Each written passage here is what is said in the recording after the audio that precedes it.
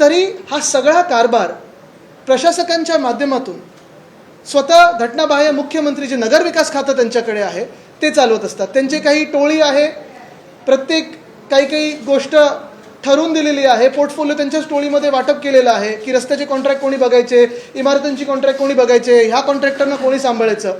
प्रत्येक कामात एस्केलेशन झालेलं आहे, पण कुठेही काम झालेलं नाही आहे. आणि एवढे अकार्यक्षम घटनाबाह्य मुख्यमंत्री या महाराष्ट्राने आधी कधीही पाहिले नसतील किंवा देशाने कधी पाहिले नसतील. मला वाटतं ही महत्त्वाची गोष्ट आहे. गेली 2 वर्ष आम्ही अजून एक विषय सातत्याने मांडत आलेलो आहोत. मुंबईसारख्या शहराला 2 वर्षामध्ये 15 असिस्टंट कमिशनर नाही आहेत, अजूनही नेमणुका बाकी आहेत. हे का होतं आहे, कशासाठी होतं आहे? काही ठिकाणी एक्झिक्युटिव्ह कोणीतरी ॲडहॉक चार्ज देऊन ठेवलेला आहे, कुठे एक्झिक्युटिव्ह इंजिनियर असेल, कुठे अजून कोण असेल, पण वॉर्ड ऑफिसर नेमले नाही आहेत. म्हणजे मुंबई असेल, पुणे असेल, ठाणे असेल, आपण पाहत आहे गेल्या काही दिवसांमध्ये आणि खास करून काल VIP मुवमेंट असली की रस्त्यावर ट्रॅफिक पोलीस लागतात, पण काल जी ट्रॅफिकची कोंडी झाली, जी रेल्वेमधून प्रवास करणाऱ्यांची हालत झाली, मेट्रोमध्ये जी काही गर्दी पाहिली, घाटकोपरच्या मेट्रो स्टेशनचा व्हिडिओ सगळीकडे फिरत आहे. एवढं भयानक चित्र मुंबईने कधीही पाहिलं नव्हतं आणि एवढं भयानक राजवट किंवा काम कधीही पाहिलं नव्हतं. कालच आपण बघितलं तर एका महिलेचा मृत्यू झालेला आहे गटारीत वाहून. हो, पण त्याच्यावर आता काय परत ऑर्डर एन्क्वायरी केलेली आहे, SIT करतील, सगळं करतील. पण परत मी तुम्हाला सांगतो की हे प्रश्न का उद्भवत आहेत, कारण आज मुंबईकडे किंवा पुण्याकडे किंवा ठाणेकडे लक्ष देण्यासाठी कोणी नाही आहे. आपल्याला आठवत असेल, आम्ही हिंदमाताचं जेव्हा काम केलं ते खरं तर काम चालू असायला पाहिजे होतं. काल तिथे पाणी भरायलाच नाही पाहिजे होतं. मुंबईत अनेक ठिकाणी आमच्या काळात आम्ही पंप्स लावायचो, ब्रिमस्टुअर्टचे प्रोजेक्ट्स केले होते. काल कुठेतरी एक सुद्धा अधिकारी तुम्हाला रस्त्यावर दिसलं का? मुंबई महानगरपालिकेचे प्रशासक असतील, पुण्याचे असतील, ठाण्याचे असतील, रस्त्यावर दिसले का की पंप चालू आहेत का? सगळं काय झालेलं आहे की आम्ही जेव्हा 10-12 वर्षापूर्वी डिझास्टर कंट्रोल रूम ही देशातली सर्वात मॉडर्न बांधल्यानंतर हे जे आत्ताची जे राजवटीतले मंत्री आहेत त्यांना वाटतं तिथे गेल्यानंतर फोटो आल्यानंतर सगळं काही आटोक्यात येतील. असं नसतं.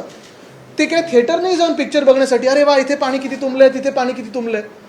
ती डिझास्टर कंट्रोल रूम एवढ्यासाठी आहे कारण जे अधिकारी आहेत त्यांना तिथे कळावं की काय आपण लगेच ॲक्शन घेतली पाहिजे.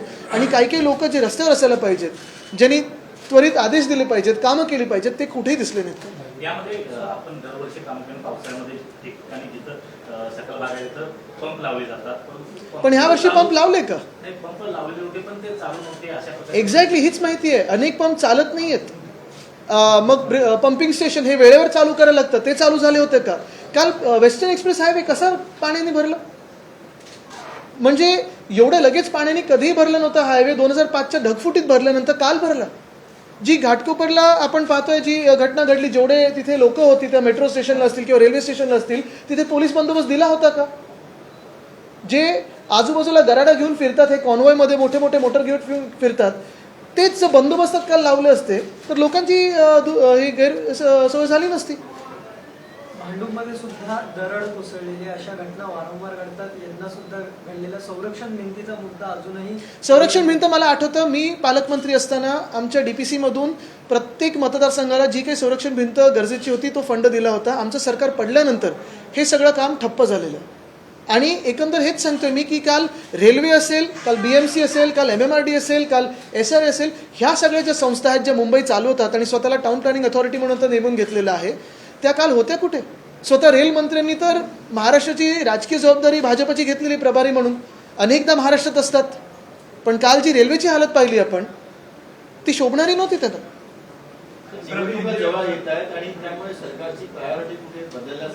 सरकारची ह्या राजवटीची प्रायोरिटी पहिल्यापासून कॉन्ट्रॅक्टर आणि पैसे आणि खोके एवढीच होती.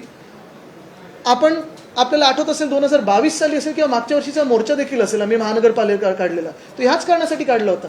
साधी गोष्ट आहे, 15 वॉर्ड ऑफिसर नेमायला तुम्हाला 2.5 वर्ष का जातात? वॉर्ड ऑफिसर हे मिनी म्युन्सिपल कमिशनर असतात. पंतप्रधान नरेंद्र मोदी यांचा नियोजित दौरा देखील आहे पावसामध्ये पाऊस असल्यानं काय सांगू शकतो त्याच्यावर?